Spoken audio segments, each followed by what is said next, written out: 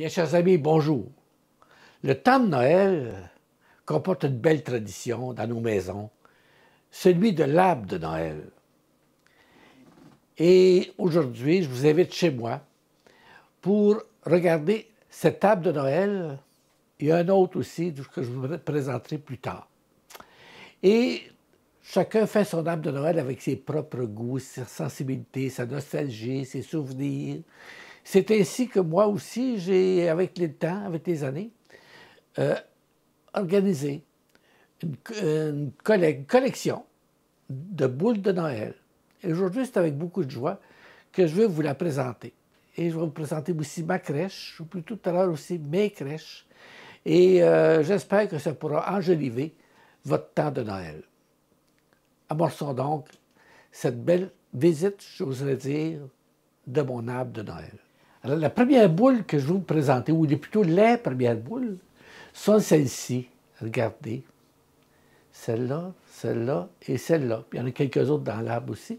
Si je vous les présente, parce que ce sont les plus vieilles. Ce sont des boules qu'il y avait dans l'arbre de Noël de ma grand-mère. Ma grand-mère qui est décédée et qui aurait peut-être aujourd'hui 130 ans. Et j'ai récupéré quelques-unes de ces boules. Alors, pour moi, c'est le souvenir attaché à ma famille, à ma grand-mère, puis regardez le style des boules aussi. Hein? Une autre boule de la même époque, c'est la cloche. La cloche de Noël, qu'on met souvent au-dessus de l'arbre. Hein? Alors, c'est une belle cloche aussi d'époque. Hein? C'est ce qu'il y a de plus vieux dans mes boules de Noël. Une autre série de boules de Noël sont liées à mes voyages. J'ai fait différents voyages. Et comme les uns collectionnent les cuillères, les tasses, ainsi de suite, je me suis attardé à collectionner les boules de Noël. Alors, ici, vous avez une belle boule de Siena. Ça vous dit peut-être rien, Siena. Mais Siena, c'est une ville qui s'appelle Sienne, en Italie. Il y a une sainte qui vient justement de l'Italie, de Sienne, Sainte Catherine de Sienne. Cette boule-ci vient de Russie. Même en Russie, oui, en Russie, on célèbre Noël. Et cette belle boule vient de Saint-Pétersbourg. Si on peut voir en dessous, c'est écrit Saint-Pétersbourg, en Russie. Et ici, une belle boule aussi, je suis très fier, c'est, regardez, les chameaux et les rois mages, hein? Une boule qui nous vient d'Israël. Et on voit bien le style. Une autre boule que je trouve précieuse, hein, elle vient de Venise, mais c'est une amie plutôt, qui est allée à Venise et qui m'a rapporté cette belle boule, dans le fond, qui est plutôt sous forme de crèche. Mais ce qu'il y a de spécial, c'est qu'elle vient de Murano, près de Venise. Vous savez qu'à Murano, c'est là qu'est l'art du verre soufflé. Alors, c'est une belle crèche en verre soufflé qui vient de Venise. Ça rappelle plein de souvenirs aussi. Et ensuite, vous avez celle-là ici. Celle-là qui vient de Stockholm, en Suède. J'ai eu l'occasion de faire un voyage, une croisière, sur la mer Adriatique. Et nous sommes passés à Stockholm. Et cette boule, qu'on peut identifier ici par les mots Stockholm, hein, vient de là. À côté de la Suède, où est Stockholm, il y a l'Estonie. Alors, l'Estonia, c'est une belle boule qui vient de là. Tout à côté de ces pays-là, il y a le Danemark, avec Copenhague. Alors, vous voyez ici la boule de Copenhague. Une autre boule qui illustre des voyages aussi, c'est celle-ci. Vous voyez ici, hein, avec les boîtes téléphoniques typiques de Londres. Ensuite, ici, là, vous avez aussi, si je mentionne, regardez, le taxi de London. Ensuite, les autobus de Londres. C'est une belle boule qui vient de Londres, en Angleterre. Ici, Rome. I love Roma. Alors, avec les différents monuments de Rome. Ça évoque. Même la cité du Vatican a sa boule. Regardez ici. Roma, Città del Vaticano. C'est un autre objet d'un voyage, un autre voyage. ici, plus près de nous, c'est l'Acadie, hein, que ça boule aussi. Et ici, vous avez Assisi, Assise. Vous savez, on a mentionné dans les émissions précédentes hein, que c'est Saint François d'Assise hein, qui a pensé, qui a créé la première crèche, et ça vient d'Assise. De même que cette crèche-là, sous forme de boule, ici. Vous en avez un autre aussi, il y en a un bon nombre sûrement parmi vous qui écoutez cette émission, qui sont allés au Mexique, à Riviera Maya. Alors, là aussi, et regardez, la boule est différente des autres. Si vous la pesiez, cette boule est plutôt en céramique. En parlant du sud, ici, vous en avez une autre belle aussi, qui vient d'Argentine. Argentina. Regardez, c'est des boules dans les pays du sud comme ça. Les boules sont faites en céramique ou en terre cuite. Et il y en a d'autres aussi qui viennent, regardez, d'Italie. Celle-ci. De même que celle-ci aussi. Ça vient d'Italie. Ensuite, d'autres boules ici. Celle-ci, entre autres. Celle-ci vient de Montréal. Mais elle vient de Montréal où je l'ai achetée. Mais elle était dans un magasin spécialisé. Dans le fond, elle était faite en Pologne. Et la Pologne, c'est réputé hein, pour ses boules de Noël. Et regardez ici, de même, en Pologne, vous avez celle-ci aussi. Vous voyez, c'est le même style. Celle-là, c'est le même style. De même que celle-ci aussi. Hein, des belles boules, regardez, de Pologne. Mais achetées à Montréal, par exemple. Parce que je ne suis jamais allé en Pologne. Et vous en avez d'autres ici qui sont différentes. Regardez cette belle boule-ci. Je ne pourrais pas dire exactement dans quelle ville, mais c'était aux États-Unis. Pendant un certain nombre d'années, l'hiver, comme beaucoup d'autres, je suis allé en Floride en auto, à un moment donné. Et sur le chemin, il y avait des magasins de Noël. Et regardez, cette belle boule-là vient donc des États-Unis. La même chose pour cette boule-ci. Regardez le beau bleu. À ce moment-là, quand j'ai acheté cette boule-là, j'étais curé dans le nord, à Notre-Dame-de-Merci, entre lacs, et c'était pour moi symbolique de ce coin de pays. Maintenant, on va aller de l'autre côté de l'arbre. Pendant un certain nombre d'années, j'ai aussi collectionné une autre variété de boules, ce qu'on appelle les boules de l'année. 2005 ici.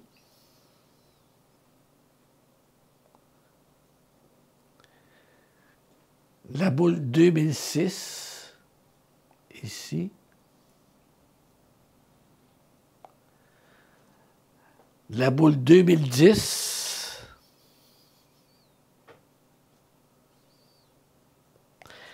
La boule 2013, ici. Ici, la boule 2002.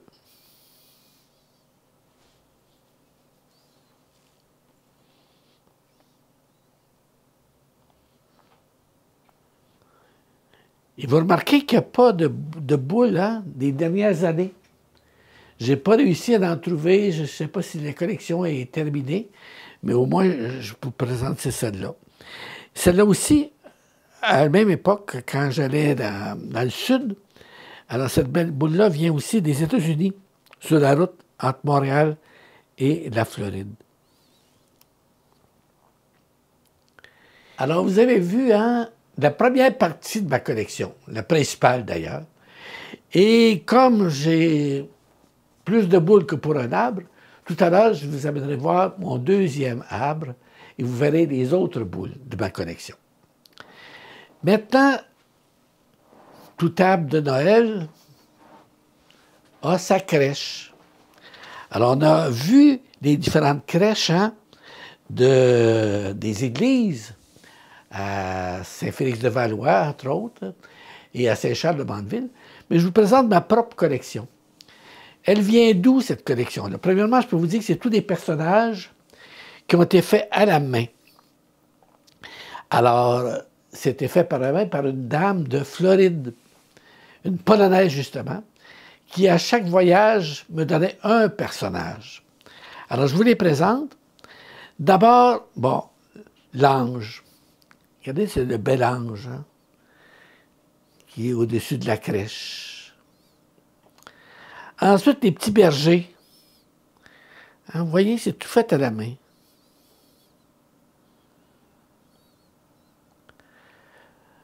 Par la suite, vous voyez Marie et Joseph. Et le petit Jésus, lui, par exemple, ne vient pas de la même place. Vous voyez, il est en cire.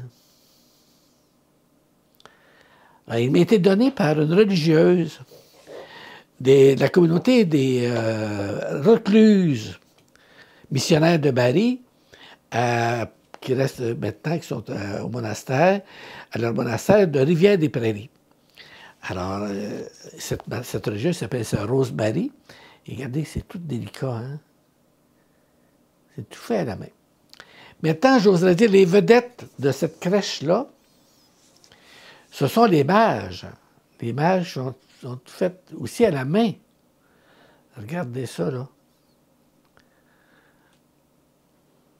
Alors, pour les besoins de la cause, disons que c'est Melchior, Balthazar et Gaspard qui apportent hein, de l'or, de l'encens et de la myrrhe.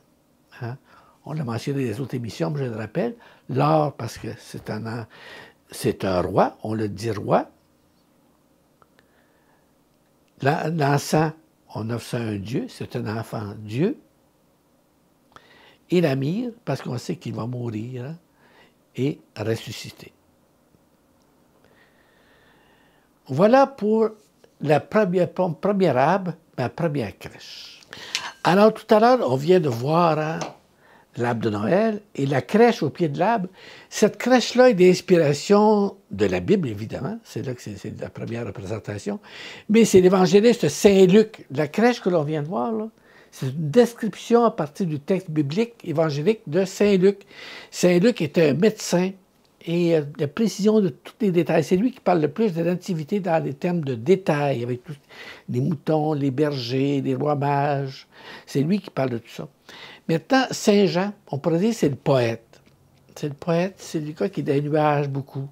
Alors lui, il ne s'occupe pas des détails, des moutons, des bergers, et ainsi de suite. Il va direct au but. Qu'est-ce qu'il fait? Qu'est-ce qu'il dit dans son évangile, dans les premières lignes de son évangile? Et le Verbe s'est fait chair. Et le Verbe s'est fait chair, et il a habité parmi nous. Hein? Saint Jean, chapitre 1, verset 1. C'est comme ça qu'il commence, oui. Direct. Et le Verbe s'est fait chair et il a habité parmi nous. Et voyez-vous, à Montréal, j'ai trouvé une belle crèche. Et regardez, ça représente la Bible. Hein? Et la Bible avec l'enfant Jésus. Peut-être vous demanderez d'où ça vient, ce livre-là. Je vous lève un petit peu son secret. C'était fait par les sœurs disciples du Divin Maître à Montréal. Et c'est un livre de téléphone de Montréal qu'ils ont mis dans l'eau. Regardez qu'est-ce qui a gonflé comme ça. Et ils l'ont teint avec de l'or. Regardez, ça donne... c'est bien significatif. C'est une autre crèche, dans le fond. C'est la crèche de Saint-Jean. Alors, dans ce deuxième arbre, ce sont ces boules-ci qui dominent. Si vous remarquez le style, hein? Regardez cette boule-ci. Celle-ci aussi. Celle-ci. Celle-ci. Alors, on voit. On reconnaît le même style. Alors, ces boules-là ont été faites à la main aussi, par la même dame de Floride, qui est une Polonaise, qui a fait ces boules-là à la main.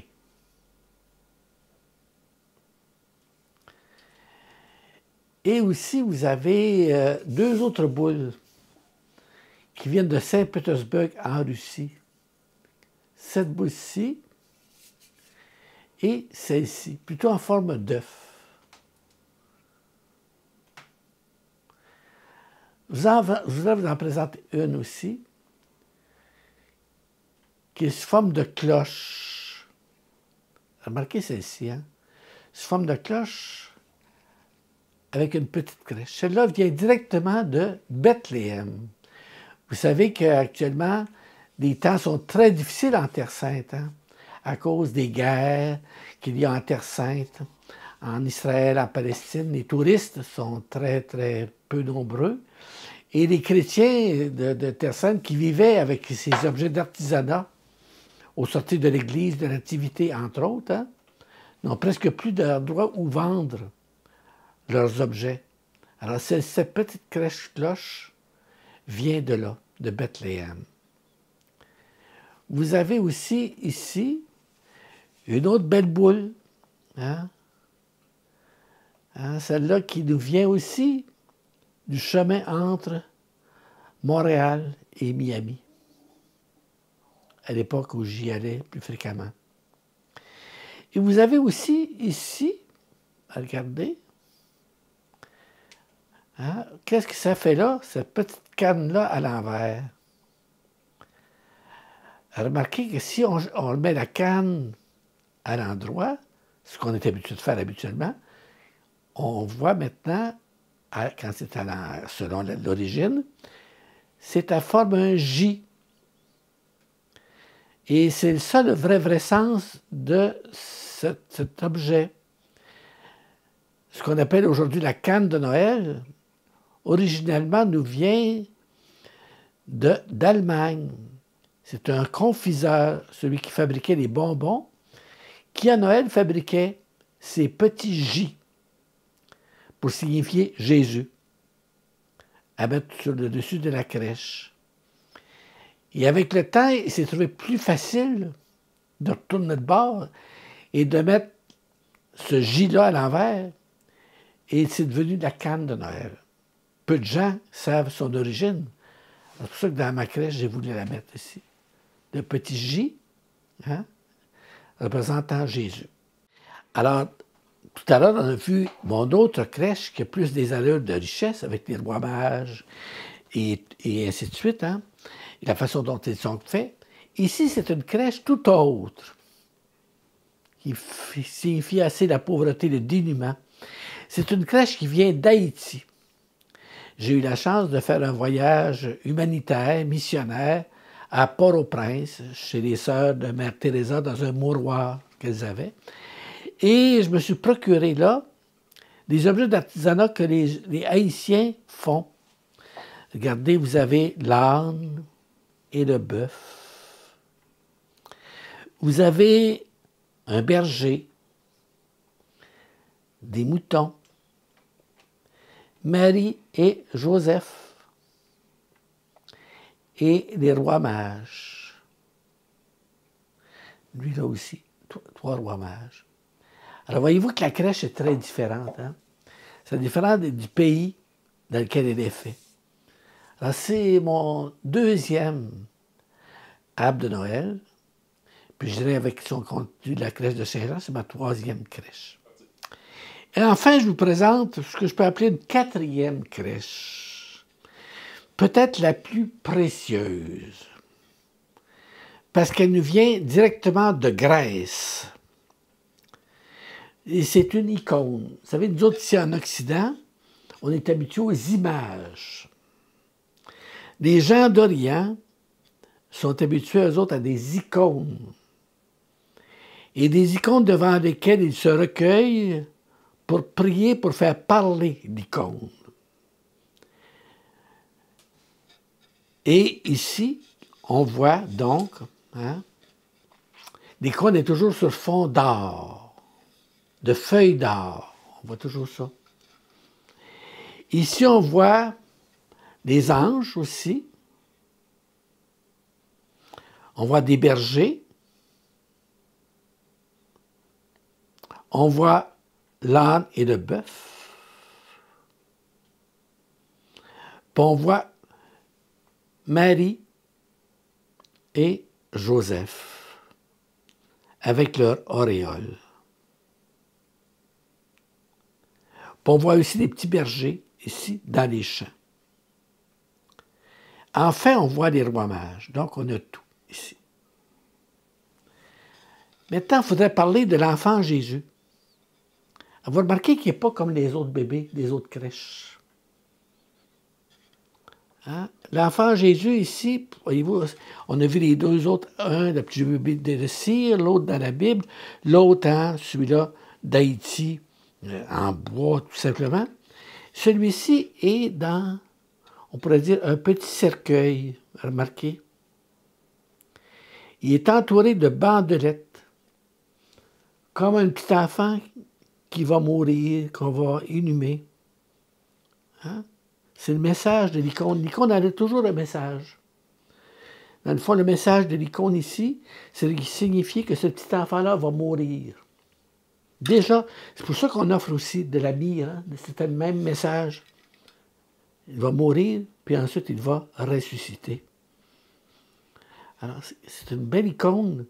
Et c'est une icône précieuse. Je la tiens précieusement.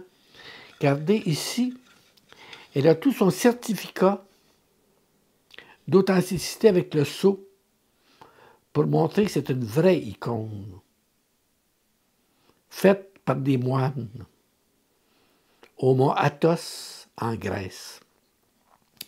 Et une icône, si vous aviez à peser une icône, c'est tout léger. C'est fait en bois de cuve de vin, en général, où il n'y a pas d'eau. Quand une icône est faite sur du bois, c'est qu'il n'y a pas d'eau. Il n'y a plus rien d'eau dedans. Alors, c'est du bois qui date de quelques centaines d'années.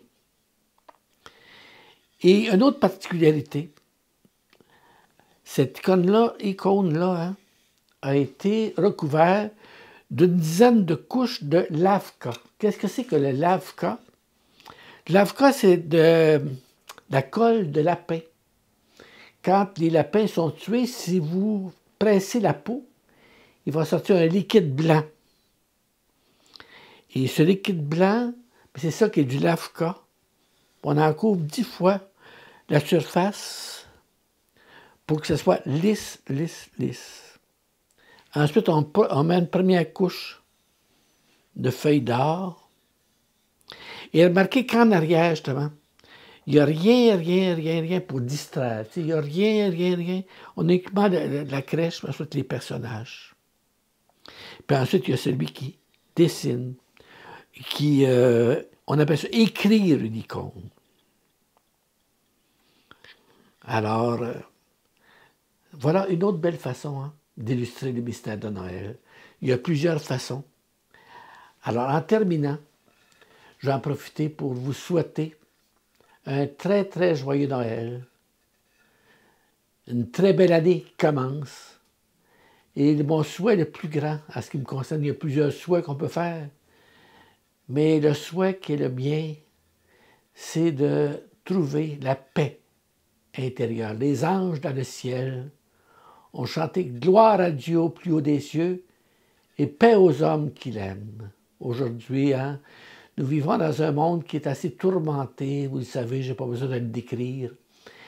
Et on recherche tous la paix, la vraie.